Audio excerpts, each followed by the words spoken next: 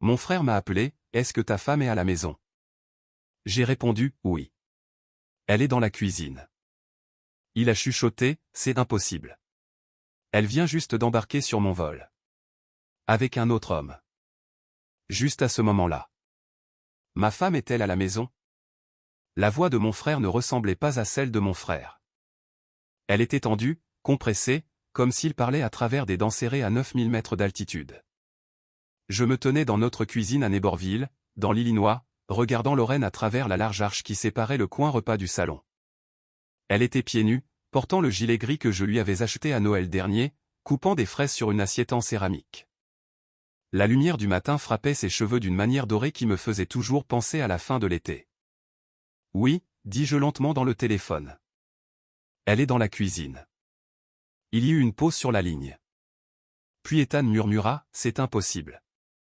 Ma prise se resserra sur le bord du comptoir. Elle vient de monter dans mon vol, dit-il. Porte B12, Seattle. Elle est au siège 2A, et elle tient la main d'un autre homme. Je regardais ma femme rincer le couteau et le placer soigneusement dans l'égouttoir.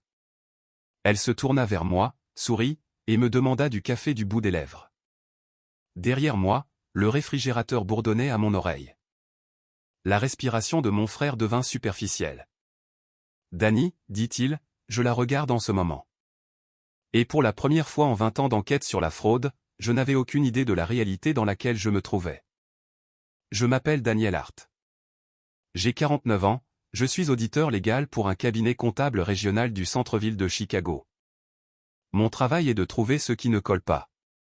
Je traque les fonds détournés, les sociétés écrans, les pistes numériques. Je m'assois en face d'hommes en costume sur mesure qui jurent sous serment qu'ils n'ont rien fait de mal, et j'attends que les chiffres les trahissent. J'ai toujours cru aux preuves plutôt qu'aux émotions.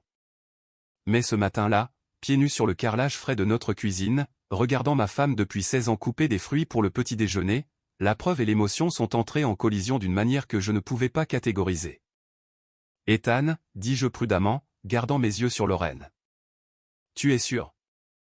Un léger grésillement d'interférence du cockpit me répondit. Manteau de laine bleue, dit-il. Ses cheveux sont attachés. Elle a ce sac fourre-tout en cuir qu'elle emporte aux réunions du conseil. Elle rit de quelque chose que le gars à côté d'elle a dit. Il a la main sur son genou. Lorraine posa les fraises et attrapa 2 tasses.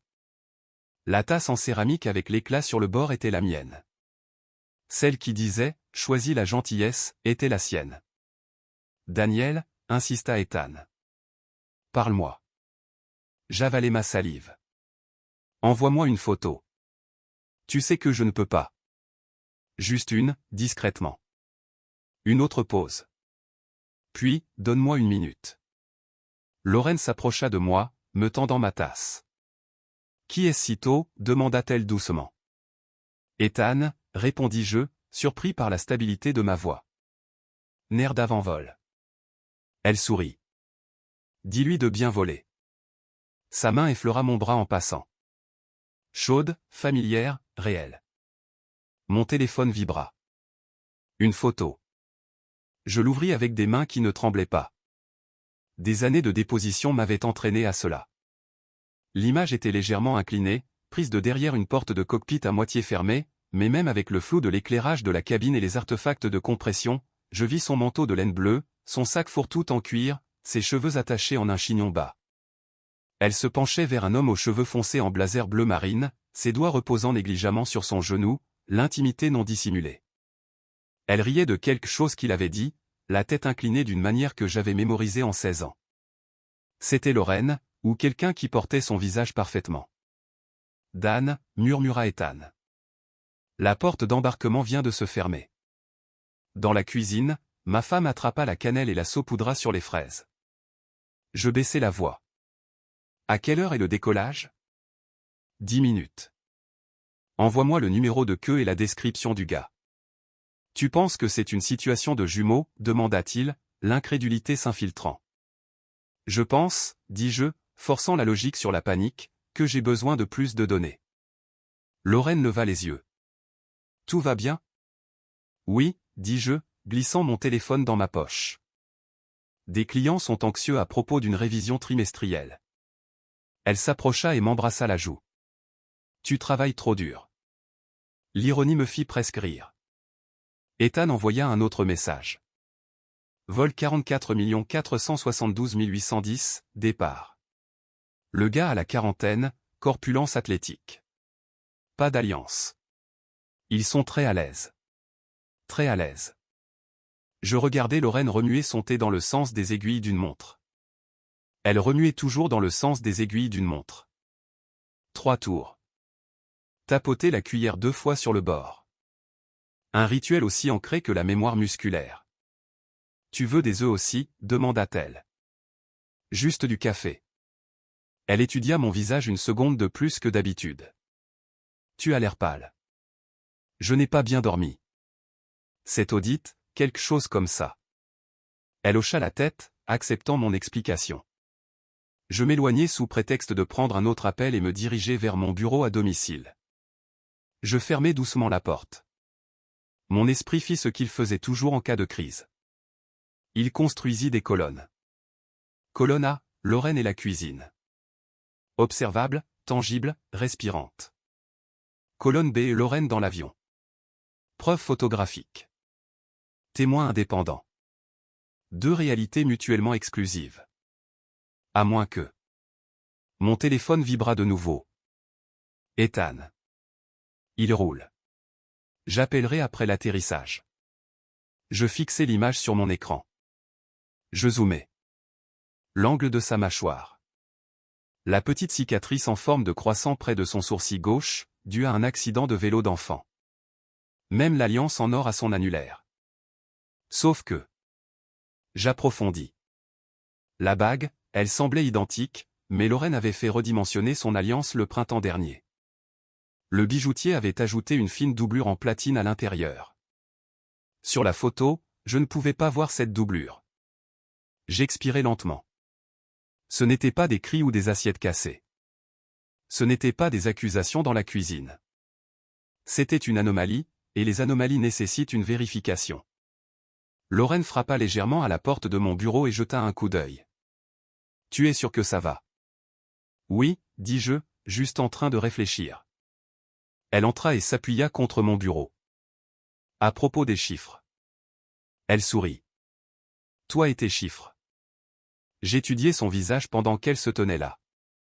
La légère tache de rousseur sur sa joue, la petite indentation près de sa lèvre lorsqu'elle réprimait un rire. Si ce n'était pas Lorraine, alors quelqu'un l'avait étudiée avec une précision anthropologique. Mon téléphone vibra une fois de plus. Un SMS d'un numéro inconnu. Vérifie ta caméra de porte d'entrée. Une vague de froid me parcourut l'échine. Lorraine était toujours devant moi. Donne-moi une seconde, dis-je doucement. J'ouvris l'application de sécurité. Le flux en direct montrait notre Porsche vide, mais l'icône de lecture clignotait. Une alerte de mouvement d'il y a 20 minutes, avant l'appel d'Ethan. J'appuyai sur lecture. La séquence montrait Lorraine sortant de notre maison. Manteau de laine bleue, sac fourre-tout en cuir, cheveux attachés en un chignon bas. Elle ferma doucement la porte derrière elle. Horodatage, 7h12. L'heure actuelle, 7h38. Derrière moi, dans mon bureau, Lorraine s'éclaircit doucement la gorge. Je me retournai lentement. Elle était toujours là. Et pour la première fois de ma vie, je ne pouvais pas dire quelle version de ma femme était réelle. Quand vous passez 2 décennies à auditer la tromperie, vous apprenez quelque chose que la plupart des gens n'ont jamais à affronter. La vérité explose rarement. Elle se déplace tranquillement, subtilement, comme un tableau qui a été accroché droit pendant des années, jusqu'à ce qu'un matin, vous remarquiez qu'il est incliné d'un demi-pouce vers la gauche. Lorraine me suivit de nouveau dans la cuisine après avoir quitté mon bureau. Les fraises étaient dressées, la cannelle était uniformément saupoudrée, le thé était infusé à sa teinte ambrée préférée. Elle se déplaçait dans notre espace avec une aisance naturelle. Elle ouvrit le lave-vaisselle, le referma, ajusta un peu les stores pour bloquer l'éblouissement sur les comptoirs en granit. Si c'était une performance, elle était primée. « Ethan s'est-il calmé » demanda-t-elle avec désinvolture. « Il se calmera, dis-je, observant son reflet dans le réfrigérateur en acier inoxydable. Il le fait toujours. » Elle sourit, mais son sourire n'atteignait pas tout à fait ses yeux. C'était nouveau. Pas radicalement nouveau. Pas assez pour un jury, mais assez pour moi. Lorraine avait des yeux expressifs. Ils s'adoucissaient quand elle était amusée, s'assombrissaient quand elle était agacée, pétillaient quand elle essayait de ne pas rire d'une de mes blagues d'expert comptable. En ce moment, ils étaient prudents. Je m'assis au bar du petit déjeuner et pris une lente gorgée de café, cataloguant les détails comme je le ferais lors d'un entretien.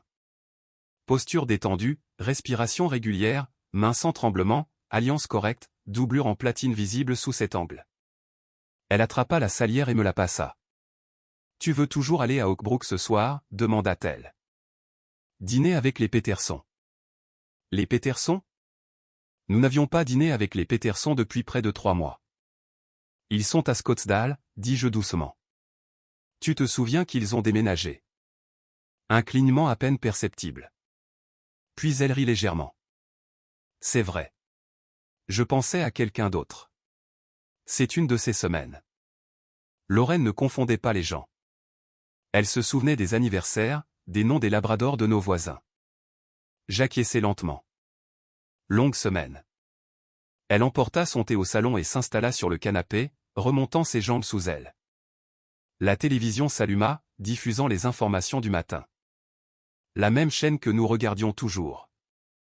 Routine, modèle, continuité. Sauf qu'il y a 20 minutes, cette même femme avait quitté notre porte d'entrée, filmée par la caméra. Je m'excusai de nouveau et retournai à mon bureau, fermant doucement la porte derrière moi. Mon téléphone vibra. Ethan, roulevé. Je t'envoie un message quand nous atterrissons. Je lui répondis, ne la confronte pas, observe seulement. Puis j'ouvris notre compte de carte de crédit partagé. Si quelqu'un orchestrerait quelque chose d'assez élaboré pour créer de Lorraine, il y aurait des fuites quelque part. Il y en a toujours. Transactions chargées en rangée numérique soignée.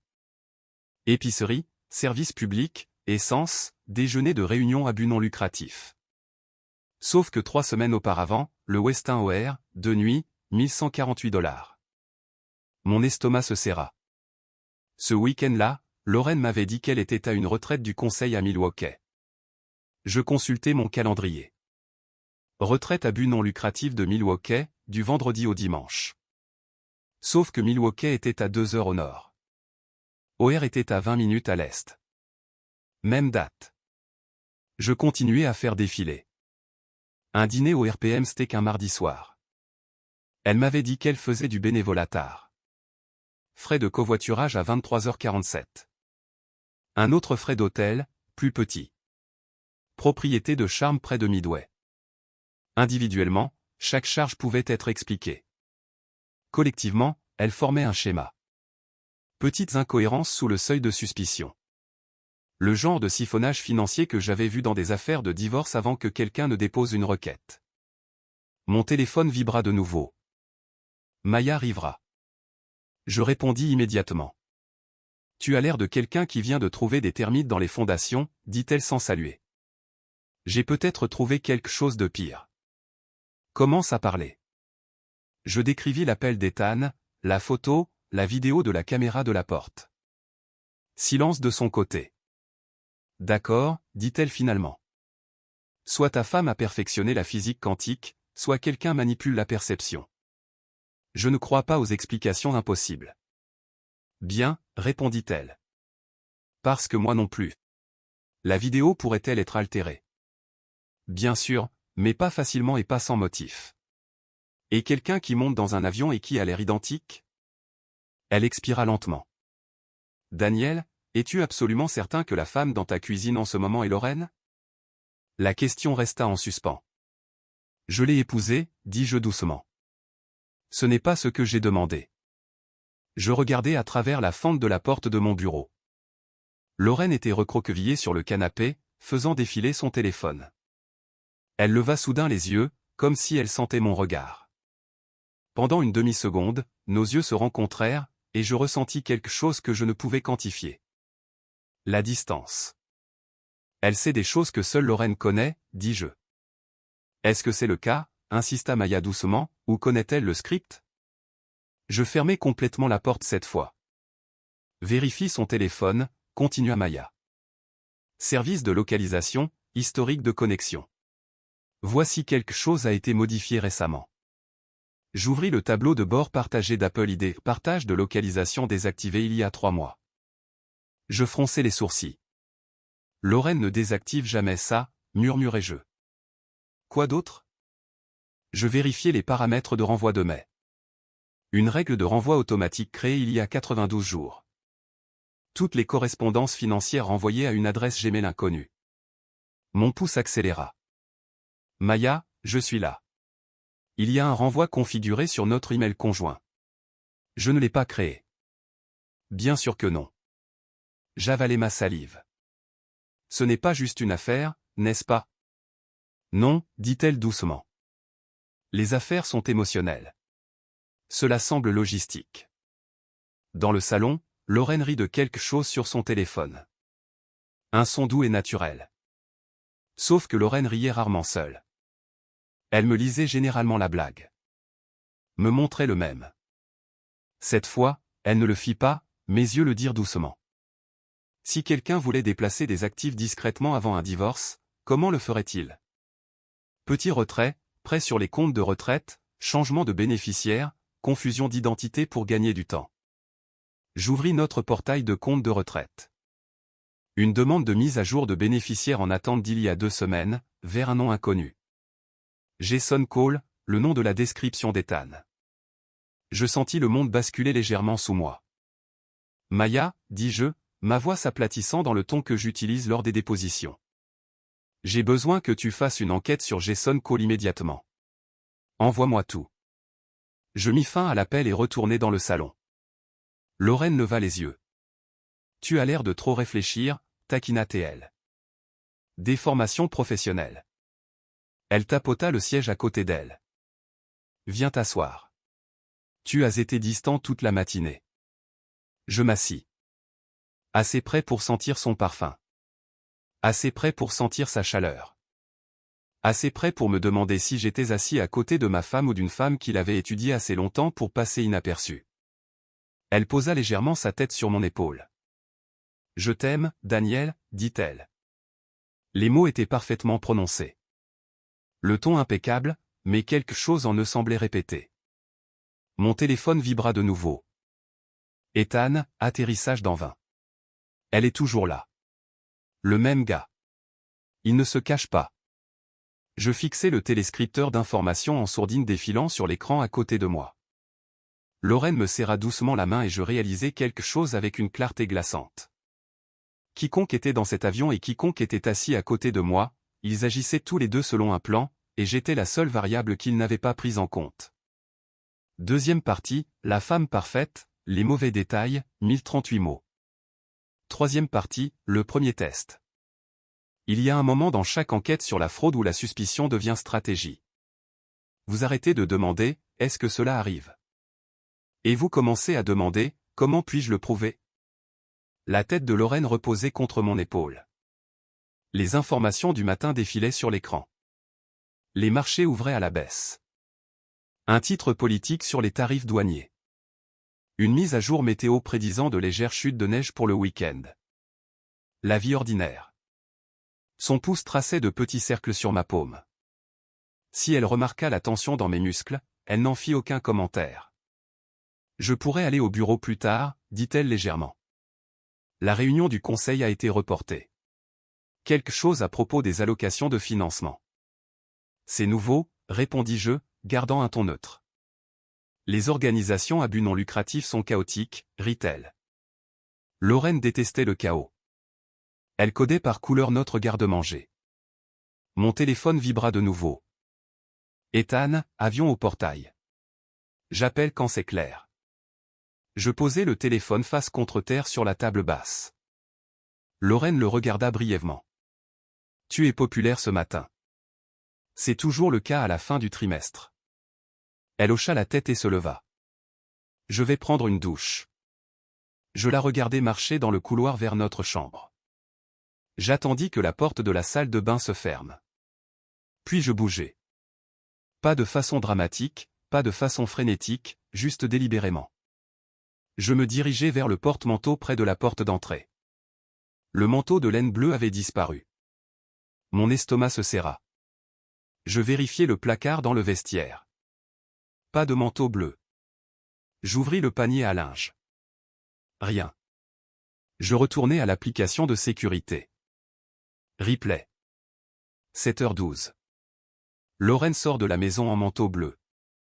La Lorraine actuelle portait un gilet gris toute la matinée, ce qui signifiait soit qu'elle était partie, s'était changée et était rentrée sans déclencher de caméra, soit quelqu'un d'autre était parti portant son manteau. Je retournai à mon bureau et appelai Ethan. Il répondit immédiatement. « Nous sommes à la porte, dit-il doucement. Les passagers débarquent. Reste où tu es. Je ne peux pas traîner dans l'allée. Confirme juste quelque chose pour moi. Le manteau qu'elle porte, décris-le. Laine bleue, longueur mi-cuisse, boutons dorés. Boutons dorés. Notre manteau avait des boutons argentés. Mon pouls ralentit, non pas de soulagement, mais de clarté. Ce n'est pas son manteau, dis-je. Elle ne possède pas de manteau bleu avec des boutons dorés. Il y eut du mouvement de son côté. Dan, elle marche vers la passerelle maintenant. Le gars a son bras autour de sa taille. Suis-les visuellement aussi longtemps que tu peux. Je vais voir ce que je peux faire. La ligne se tut. Je me calai dans ma chaise et expirai lentement. Pas identique. Proche. Assez proche pour tromper un observateur occasionnel, mais pas précis. Ce qui signifiait que ce n'était pas un bug dans la réalité. C'était une orchestration. La porte de la salle de bain au bout du couloir s'ouvrit. L'eau s'arrêta. J'avais besoin d'un test. Quelque chose de subtil. Quelque chose à quoi seule Lorraine, ma Lorraine, réagirait instinctivement. J'entrai dans la chambre alors qu'elle sortait de la salle de bain, enveloppée dans une serviette, les cheveux humides. « Salut, dit-elle en souriant. Je pensais, répondis-je avec désinvolture, que nous devrions faire des crevettes scampi ce soir. Elle se figea, seulement une demi-seconde. Puis elle rit légèrement. Tu détestes les crevettes. C'était vrai, mais ce n'était pas le but. Lorraine avait une légère allergie aux fruits de mer. Pas mortelle, mais suffisante pour les éviter complètement. Elle rappelait toujours 2 fois les restaurants. Je pensais que tu aimais ça, dis-je. Pas vraiment, répondit-elle, attrapant ses vêtements dans le placard. Nous n'en avons pas mangé depuis des années. Correct. À cause de son allergie. Sauf qu'elle ne l'a pas mentionné. Elle n'a pas dit, tu sais, je ne peux pas manger de crevettes. Elle a juste éludé. Je la regardais choisir un chemisier en soie bleu marine et enfiler un pantalon de tailleur. En fait, ajouta-t-elle, nous pourrions plutôt faire du saumon. Lorraine expliquait toujours trop ses restrictions alimentaires.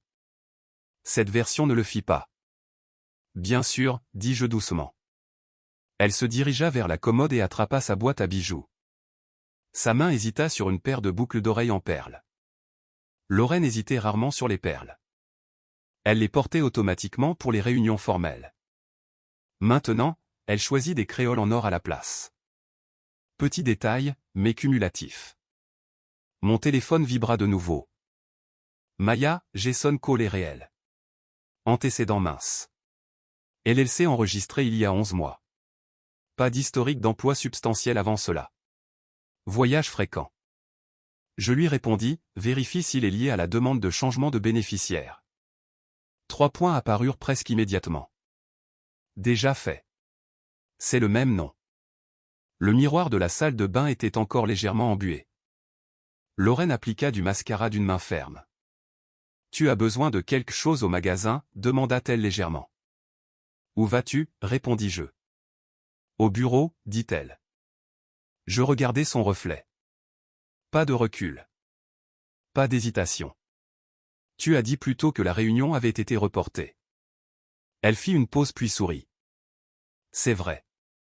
Mais j'ai encore du travail à rattraper. » Lorraine ne perdait jamais un trajet sans une réunion formelle. Elle se plaignait constamment du trafic. J'acquiesçai lentement. Conduis prudemment. Elle m'embrassa la joue. Ses lèvres étaient chaudes. Son parfum familier. Mais en la voyant passer, je remarquai autre chose. Une légère marque près de sa clavicule gauche.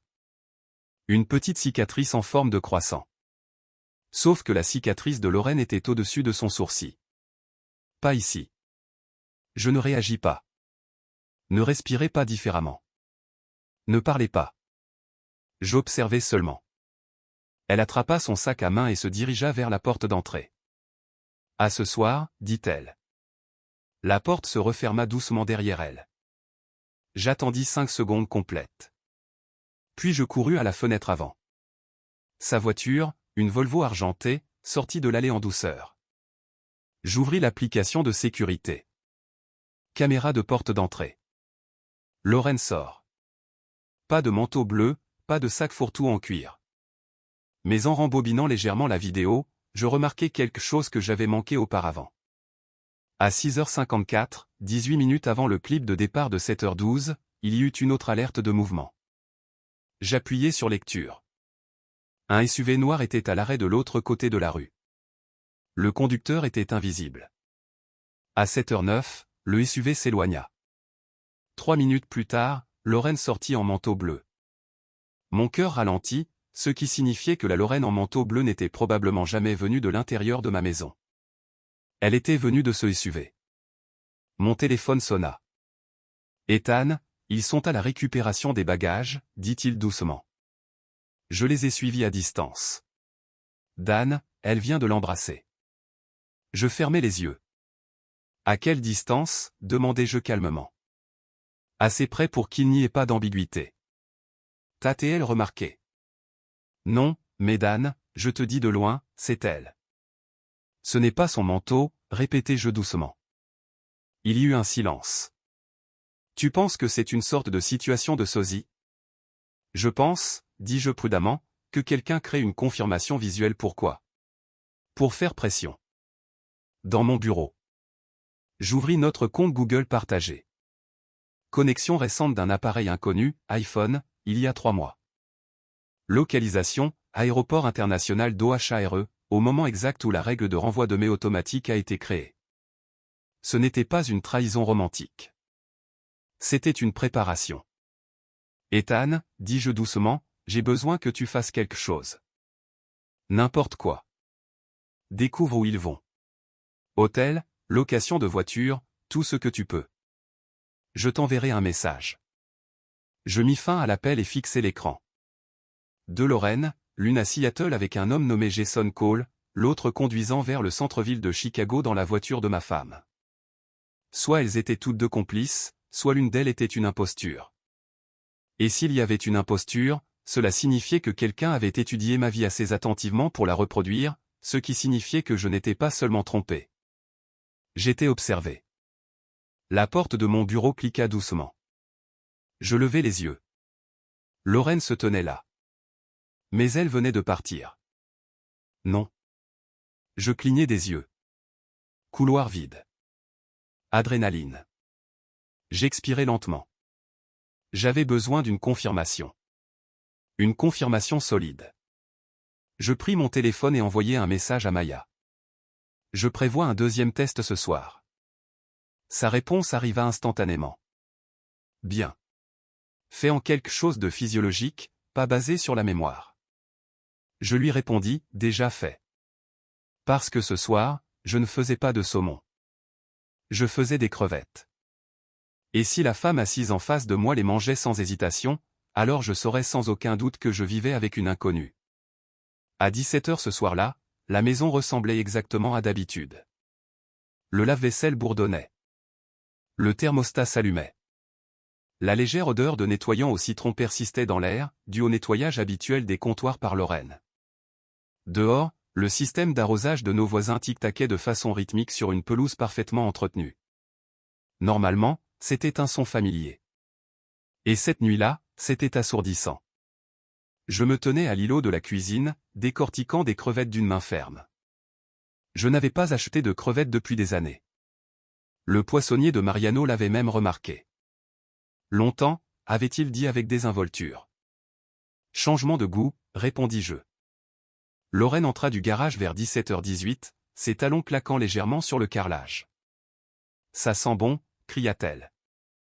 L'ail et le beurre avaient déjà commencé à grésiller dans la poêle. Elle s'appuya contre le seuil de la porte, me regardant cuisiner. Tu es pleine de surprises aujourd'hui. Tu avais dit du saumon, répondis-je sans lever les yeux. C'est vrai. J'avais envie de quelque chose de différent. Elle traversa lentement la pièce et posa ses mains sur le dossier d'une chaise de salle à manger. Pendant une fraction de seconde, je vis un calcul derrière ses yeux. Tu te souviens que je ne mange pas de crevettes, n'est-ce pas, demanda-t-elle légèrement. C'était ça, la correction. Mais elle vint trop proprement. Trop précisément chronométrée. Oui, dis-je calmement. Légère allergie. Rien de grave. Elle sourit. Ça ne vaut toujours pas le risque. Les crevettes grésillèrent plus fort. Ethan envoya un message. Ils sont à l'hôtel Edgewater à Seattle. Enregistrés ensemble. Chambre 1207. Je sentis les chiffres s'aligner dans ma tête. Le frais du Westin O'Hare, l'hôtel de charme près de Midway, les retraits subtils. Le voyage à Seattle n'était pas impulsif. C'était procédural. Lorraine s'approcha de la cuisinière. « Tu veux que je me fasse autre chose ?» demanda-t-elle. « Tu pourrais. » Elle fit une pause. Puis, au lieu de sortir des ingrédients, elle attrapa une assiette et y versa une petite portion de crevettes et de linguine. « Je vais juste manger autour, dit-elle. Lorraine n'aurait jamais mangé autour de fruits de mer. Elle ne risquerait pas la contamination croisée. Je la regardai porter l'assiette à table et s'asseoir.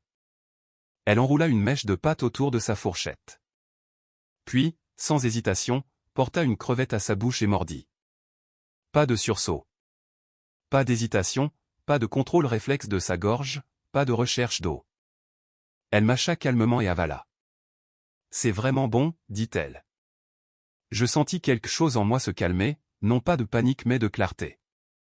La femme assise en face de moi n'était pas Lorraine Hart. Elle pouvait partager son visage, sa voix, ses gestes, mais elle ne partageait pas sa physiologie. « Tu es sûre ?» demandai-je doucement. « Positive ?» Elle prit une autre bouchée. Je pris mon téléphone et tapai un seul mot à Maya. « Confirmé. » Sa réponse arriva en quelques secondes. « D'accord, maintenant on passe à l'action. » Je posai mon téléphone et me calai dans ma chaise. « Dis-moi quelque chose, dis-je d'un ton conversationnel. Quand avons-nous rendu visite à ta mère la dernière fois ?» Elle ne cligna pas des yeux. « L'automne dernier, après Thanksgiving. » Faux. Nous avions rendu visite en février. Elle avait glissé sur la glace dans l'allée et insistait sur le fait qu'elle allait bien. « C'est vrai, dis-je calmement. Et qu'est-ce qu'elle a fait à manger ? Poulet rôti. Faux encore. C'était des lasagnes. Je souris faiblement. Tu as eu une longue journée, dis-je. Elle m'étudia attentivement. Tu es étrange ce soir. Déformation professionnelle. Je me levai et commençai à débarrasser les assiettes. Elle se leva aussi, portant son repas à moitié mangé à l'évier. Aucun signe d'inconfort, pas d'urticaire, pas de gonflement, rien. Confirmation physiologique. En rinçant son assiette, j'aperçus de nouveau sa main gauche. Alliance, doublure en platine. Correct. Mais autre chose attira mon regard. Une légère indentation sur son annulaire, comme si une bague différente avait été portée récemment. « Tout va bien ?» demanda-t-elle, remarquant mon regard. Juste en train de réfléchir. Elle sécha ses mains et se dirigea vers le salon. « Je pourrais prendre un bain, dit-elle. Mal de tête. Bien sûr. Une fois que la porte de la salle de bain fut fermée et que l'eau commença à couler, j'agis vite. J'entrai dans notre chambre et me dirigeai directement vers sa boîte à bijoux. Sous le plateau de velours, il y avait habituellement une petite enveloppe où elle gardait les reçus du redimensionnement de son alliance. Disparu. Je vérifiai le placard. Le manteau de laine bleue avec des boutons argentés était toujours là, intact, ce qui signifiait que le manteau sur la photo de l'aéroport n'était pas le nôtre. Impersonnation, pas duplication. Mon téléphone vibra. « Ethan, il dîne en bas » murmura-t-il. Restaurant de l'hôtel, intime, aucun signe de dissimulation. « Prends-moi une photo de son visage » dis-je. « Je vais essayer. » 2 minutes plus tard, une image arriva. Jason Cole, clair cette fois. Fin trentaine, athlétique, rasé de près, montre chère, posture confiante. J'envoyai la photo à Maya. Fouille en profondeur. Sa réponse, déjà en cours. L'eau du bain s'arrêta. Je me glissai de nouveau dans la cuisine. Lorsque Lorraine réapparut, enveloppée dans un peignoir, les cheveux humides, elle avait l'air sereine. Intacte par la crise. « Tu te sens mieux ?» demandai-je. « Beaucoup » dit-elle. Elle traversa la pièce et m'embrassa doucement. Ses lèvres s'attardèrent une demi-seconde de trop. « Je te teste, Daniel » dit-elle doucement. « Es-tu heureux ?» La question tomba étrangement. « Oui » répondis-je. Elle sonda mon visage, en demandant hypothétiquement, ajouta-t-elle, « Si quelque chose changeait, te battrais-tu pour nous ?» C'était ça. La sonde émotionnelle. Pas la culpabilité, pas la peur. La calibration. Je me bats toujours pour ce qui est à moi, dis-je calmement. Ses yeux vacillèrent. Juste légèrement. Elle hocha la tête. Bien. Elle éteignit les lumières et se dirigea vers la chambre. J'attendis que la porte se ferme. Puis j'appelai Grace Mallory. Elle répondit à la deuxième sonnerie. « Tu ne m'appelles pas à 20h à moins que quelque chose ne brûle, dit-elle. »« Ça pourrait être le cas, répondis-je. »« Parle. » Ma femme a soit une liaison, soit elle participe à quelque chose de plus complexe. J'ai des preuves d'irrégularité financière, de changement de bénéficiaire, de possible confusion d'identité. Grace resta silencieuse un instant. « As-tu des documents ? » « Oui. »« Alors tu ne la confrontes pas. » Je n'avais pas l'intention de le faire. « Tu bloques ton crédit dès le matin. »« Tu sécurises les comptes joints et Daniel. »« Oui. »« Tu rassembles tout discrètement. » Si c'est coordonné, la vitesse est ton seul avantage. Je mis fin à l'appel et m'assis seul dans la cuisine tamisée. À Seattle, une femme qui ressemblait à ma femme dînait avec un homme nommé Jason Cole. À l'étage, une femme qui mangeait des crevettes sans conséquence gisait dans mon lit. De Lorraine, un mariage. Et quelque part entre Chicago et Seattle, un plan se déroulait depuis des mois.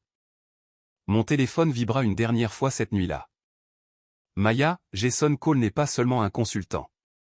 Il est spécialisé dans les systèmes d'extraction d'actifs ciblant les couples à revenus élevés. Daniel, tu n'es pas seulement trompé. Tu es préparé. Je fixai le message pendant longtemps. Préparé pourquoi? Divorce? Disparition humaine? À l'étage, la lumière de la chambre s'éteignit et pour la première fois en 16 ans, je verrouillai la porte de mon bureau avant d'aller dormir. Je n'ai pas vraiment dormi cette nuit-là. J'étais allongé à côté de la femme qui portait le visage de ma femme, et j'écoutais sa respiration se régulariser dans le rythme doux du sommeil. Elle se retourna une fois, murmura quelque chose d'inintelligible, et se cala de nouveau. Lorraine, ma Lorraine, avait toujours eu le sommeil léger. Elle bougeait fréquemment, se réveillait au moindre craquement du plancher, me cherchait instinctivement le bras si je m'éloignais trop. Cette femme dormait comme quelqu'un qui n'avait rien à perdre. À 2h14 du matin, je sortis discrètement du lit. Je me rendis à mon bureau, fermai la porte et ouvris mon ordinateur portable. Maya m'avait envoyé un dossier. Jason Cole, né à Phoenix, antécédents professionnels minimes jusqu'à l'âge de 32 ans. Puis une série de courtes missions de conseil, vaguement liées à des restructurations financières. 2 de ces entreprises s'étaient ensuite dissoutes après des litiges discrets. Pas de casier judiciaire, pas d'accusation directe, mais des schémas. Toujours le même schéma. Foyer à revenus élevés, structure d'actifs complexes, discorde conjugale soudaine. Dans les 6 mois, une part significative des actifs était transférée à l'étranger. Puis dissolution. Extraction d'actifs. Maya l'avait appelé ainsi. J'ouvris de nouveau nos comptes de retraite. 2 autres petits virements avaient été traités pendant la nuit. 9 750 $ chacun, en dessous des seuils de déclaration fédéraux, vers un compte de holding au Nevada. Je sentis la colère commencer à remplacer l'incrédulité. Non pas à cause de l'affaire, mais à cause du calcul. 16 ans de partenariat réduit à une stratégie de feuille de calcul. À 6h03 du matin, Ethan envoya un message. Ils sont toujours à Seattle.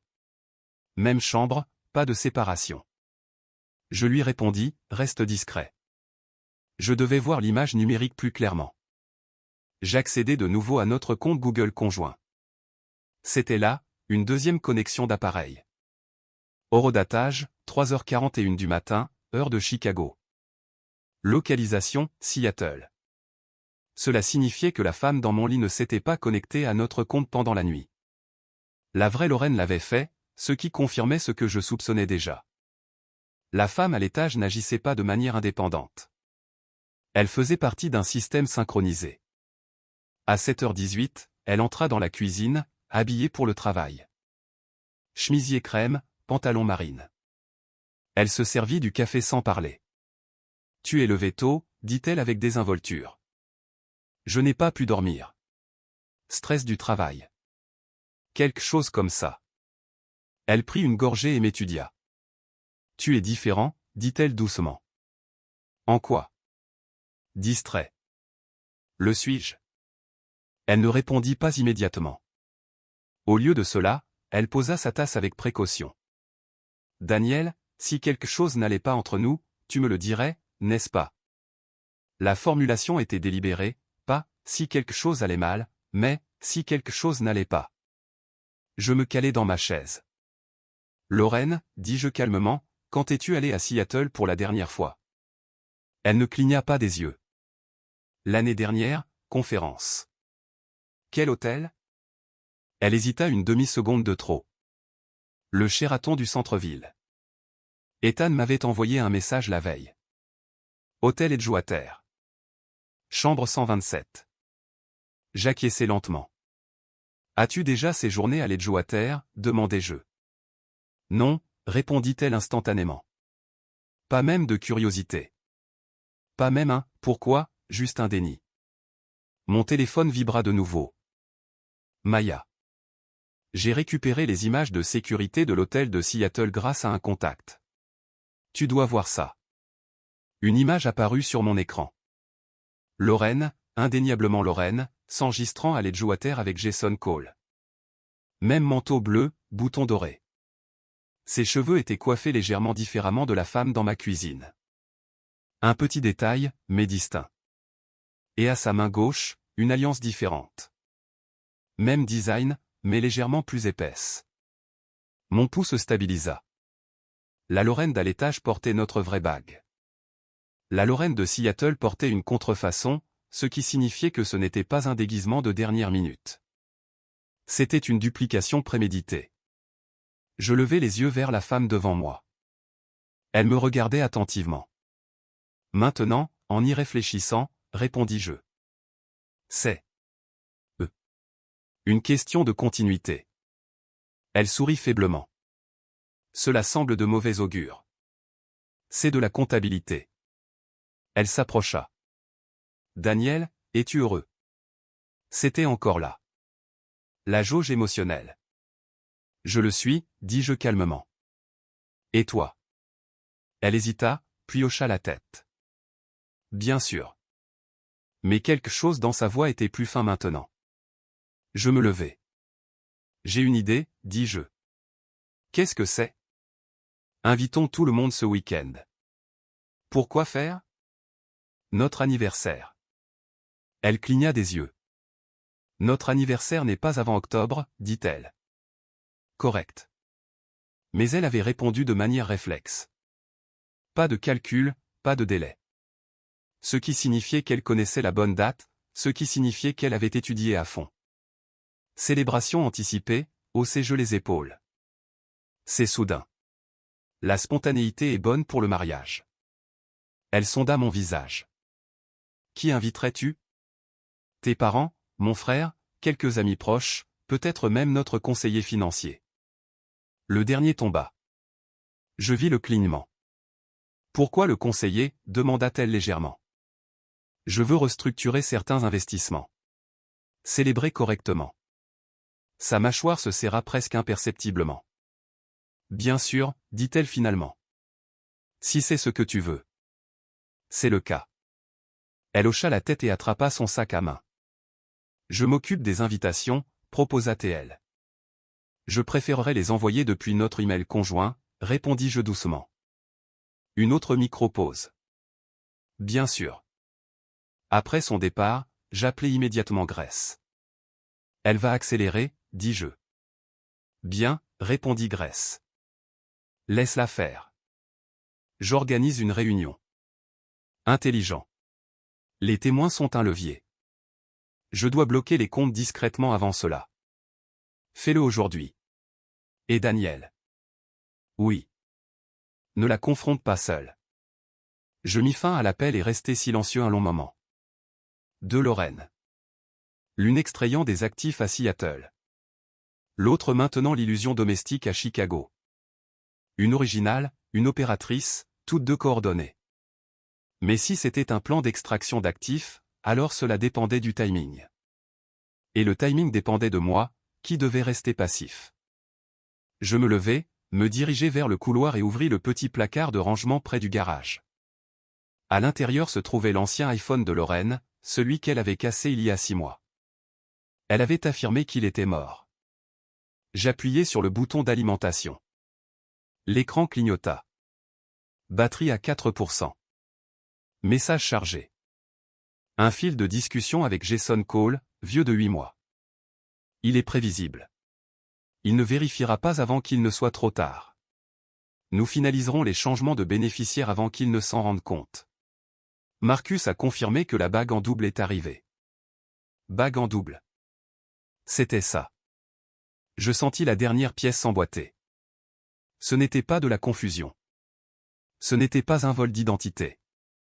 C'était un remplacement mis en scène. Et la femme dans ma maison jouait son rôle jusqu'à ce que le transfert soit terminé. Mon téléphone vibra de nouveau. Maya, Daniel, j'ai trouvé autre chose. Il y a 2 scans de passeport liés à l'identité de Lorraine. Un original, un remplacement récemment émis. Mon cœur ralentit. 2 passeports, 2 bagues, 2 emplacements, 2 Lorraine, et une seule d'entre elles m'avait épousé. Je fermai l'armoire et restai immobile dans le silence de ma maison. À l'étage, le lit était encore défait. Du café était à moitié bu dans une tasse qui disait « Choisis la gentillesse ».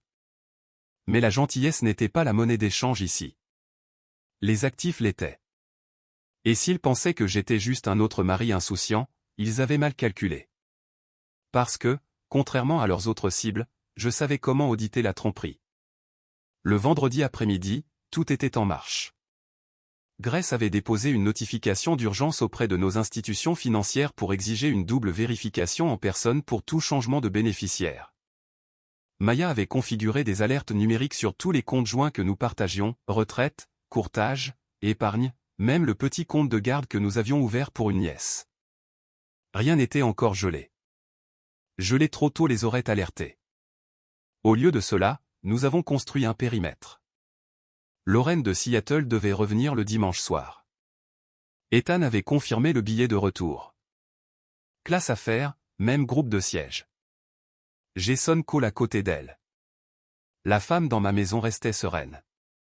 Si quelque chose, elle semblait plus affectueuse. Elle initiait plus souvent la conversation, touchait mon bras avec désinvolture en passant, suggérait que nous partions bientôt en week-end. Culpabilité, performance ou calibration du timing. Le samedi matin, elle aborda la question de la fête d'anniversaire. J'ai envoyé les invitations, dit-elle en remuant son café. Du compte joint, demandai-je doucement. Oui, j'avais déjà vérifié. Elle l'avait fait, ce qui signifiait qu'elle croyait que le contrôle d'accès était intact, ce qui signifiait qu'elle ne savait pas que j'avais récupéré l'ancien téléphone. Bien, dis-je. Rendons le spécial. Bien sûr. Elle hésita légèrement. Daniel, de quoi s'agit-il vraiment? Que veux-tu dire? Le conseiller financier. La célébration soudaine. Ça semble délibéré. Je la regardai droit dans les yeux. Ça l'est. Un éclair traversa son visage. Délibéré. Comment? J'ai examiné notre portefeuille. Je pense qu'il est temps d'être transparent. Le mot frappa. Transparence. Elle me regarda pendant 2 secondes complètes avant de sourire. Je suis contente, dit-elle doucement. Nous devrions toujours être transparents. Oui, nous le devrions. Le dimanche soir arriva tranquillement. Lorraine de Seattle atterrit à O'Hare à 19h48. Ethan envoya un message dès que les roues touchèrent le sol. Elle est immédiatement sur son téléphone. Alerte tendue. 5 minutes plus tard, Jason la laissa à la récupération des bagages, direction séparée. Intéressante division. Je regardais le flux en direct de la caméra de porte. À 20h32, la Volvo argentée entra dans l'allée. La femme qui avait vécu dans ma maison toute la semaine n'était pas partie, ce qui signifiait que Lorraine de Seattle était revenue. La porte d'entrée s'ouvrit. Lorraine entra. Manteau de laine bleue, boutons argentés, sac fourre-tout en cuir. Ma Lorraine.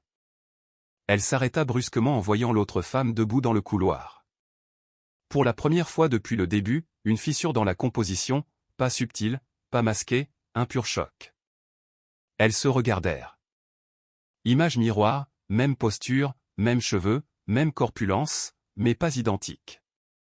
La mâchoire de Lorraine de Seattle était légèrement plus nette. Le sourire de l'imposteur plus travaillé. Tu n'étais pas censé revenir avant demain, dit l'imposteur avant de pouvoir se retenir. Silence. Ma femme, ma vraie femme, ferma lentement la porte derrière elle. Je pense que nous devons parler, dit-elle. L'imposteur me regarda, puis de nouveau Lorraine. Un calcul éclaira son visage. Tu lui as dit, demanda-t-elle. Les yeux de Lorraine se posèrent sur moi. Pas de culpabilité, pas d'excuse, de la peur. Je ne lui ai rien dit, répondit-elle d'une voix tendue. Tu étais censé gérer la transition proprement, siffla l'imposteur. Transition. C'était ça. Je m'avançai. Transition de quoi, demandai-je calmement.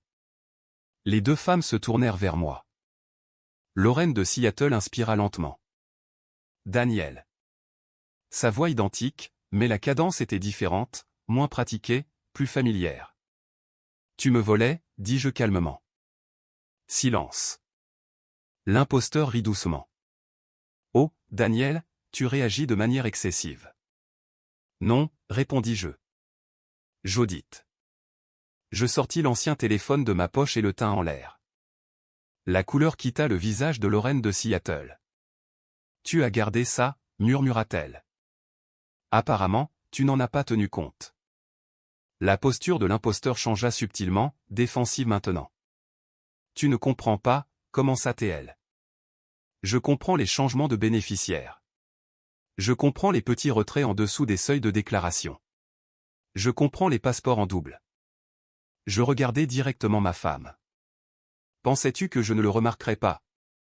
Des larmes montèrent à ses yeux, mais elles semblaient réelles. Jason a dit. Jason est spécialisé dans l'extraction d'actifs, l'interrompis-je calmement. Tu n'étais pas la première. L'imposteur recula. Lorraine, dit-elle sèchement. Nous devons partir. Non, répondis-je. Vous n'allez nulle part. Grace entra par la porte d'entrée ouverte à ce moment exact. 2 agents derrière elle. Pas de sirène, pas de drame, juste une présence. Je lui ai conseillé de ne pas vous confronter seul, dit Grace calmement. Les yeux de Lorraine de Seattle s'écarquillèrent. Tu as appelé la police. J'ai appelé mon avocate, corrigeai-je. Les agents se déplacèrent calmement dans le foyer. Nous sommes ici pour éviter l'escalade, dit l'un d'eux. La contenance de l'imposteur se brisa en premier. Tu m'avais promis que ce serait propre, lança-t-elle à ma femme. Tu m'avais promis qu'il ne vérifierait pas, rétorqua-t-elle. C'était ça. La confirmation. Grace s'avança. Madame Hart, dit-elle à ma femme, vos institutions financières ont signalé des activités suspectes. Toute tentative supplémentaire de déplacer des actifs déclenchera une enquête immédiate.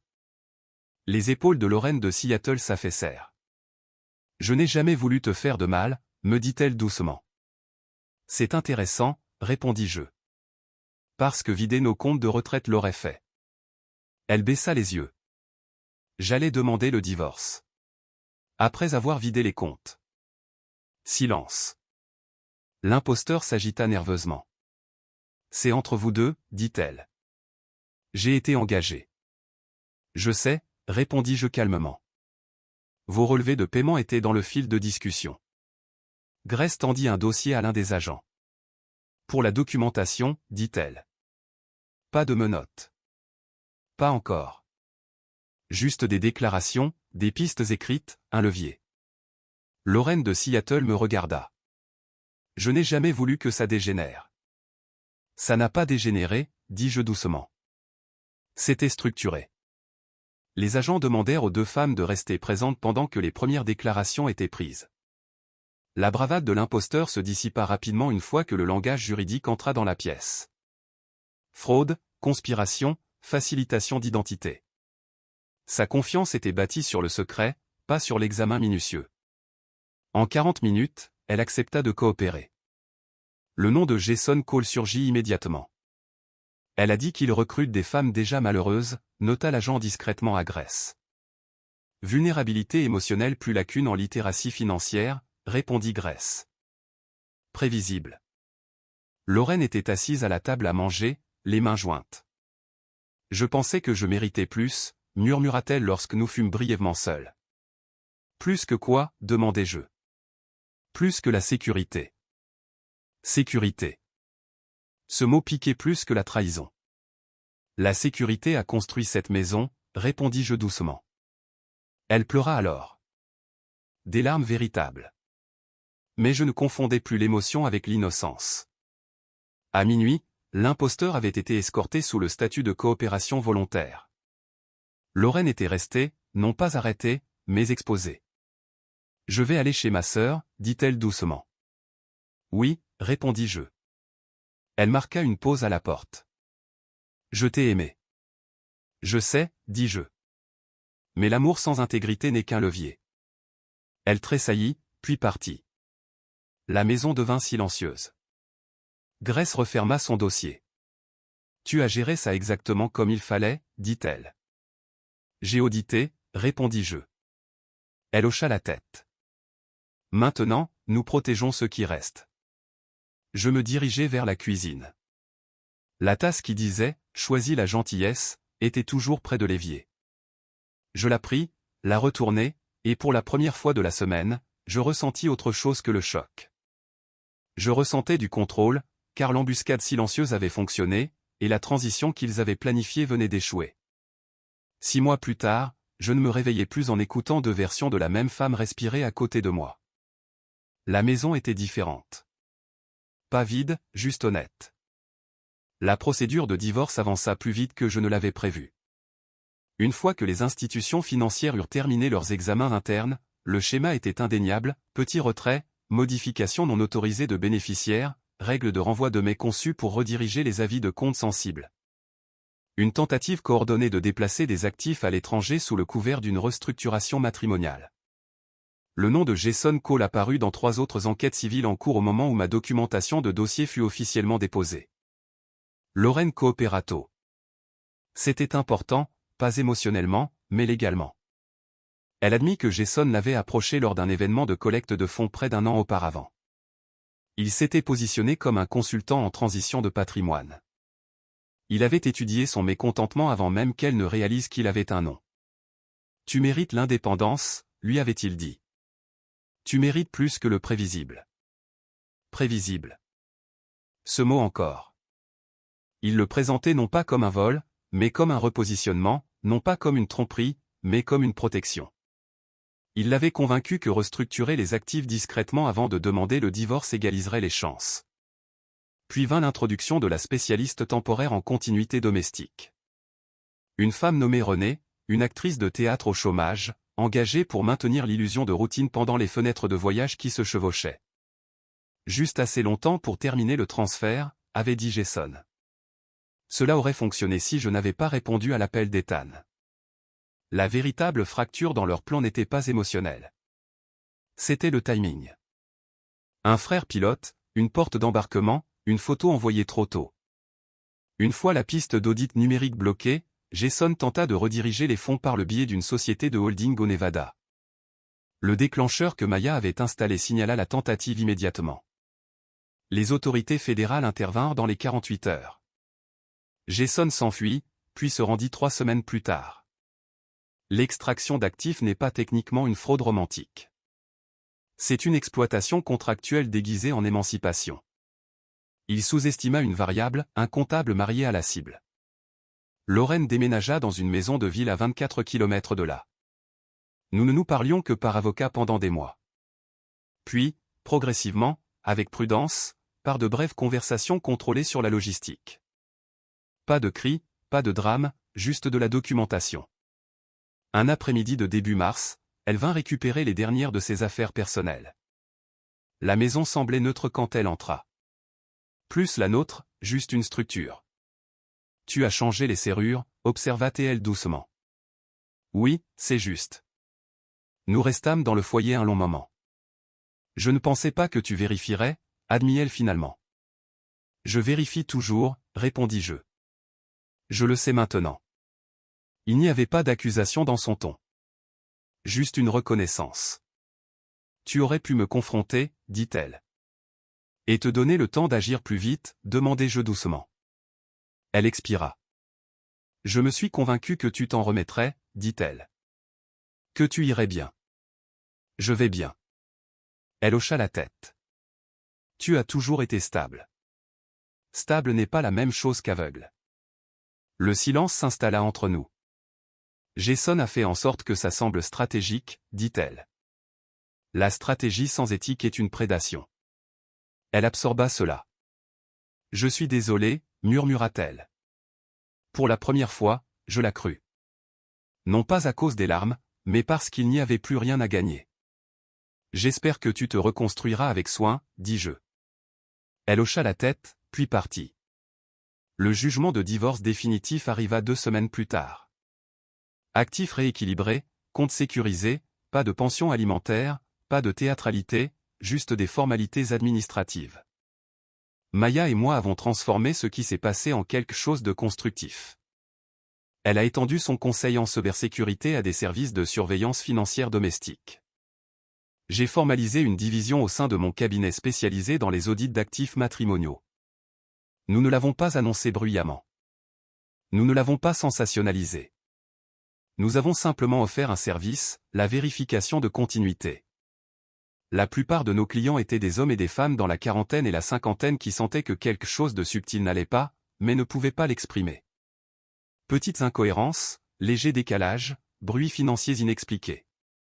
Ils ne voulaient pas de vengeance. Ils voulaient de la clarté. C'est ce dont j'avais besoin. Pas de rage, pas d'humiliation publique, juste de la confirmation.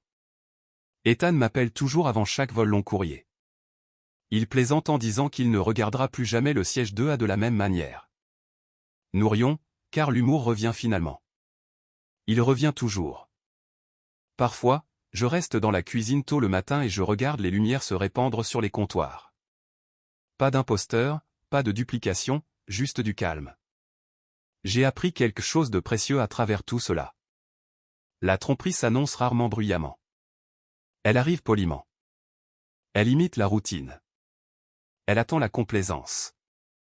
Et elle dépend du silence. S'il y a une chose que je veux que vous reteniez de cette histoire, c'est ceci, faites attention aux petits changements, aux réponses presque exactes, aux transactions juste en dessous de la limite de déclaration, aux questions qui semblent légèrement répétées. Vous n'avez pas à accuser. Vous n'avez pas à paniquer. Vous avez juste à observer. Parce que parfois, la différence entre tout perdre et le protéger est un coup de téléphone répondu au bon moment. Si cette histoire a résonné en vous, si vous avez déjà ressenti cette intuition silencieuse que quelque chose ne collait pas, j'aimerais sincèrement avoir de vos nouvelles. D'où écoutez-vous? Avez-vous déjà remarqué un détail qui a tout changé? Laissez un commentaire ci-dessous et racontez-moi votre histoire.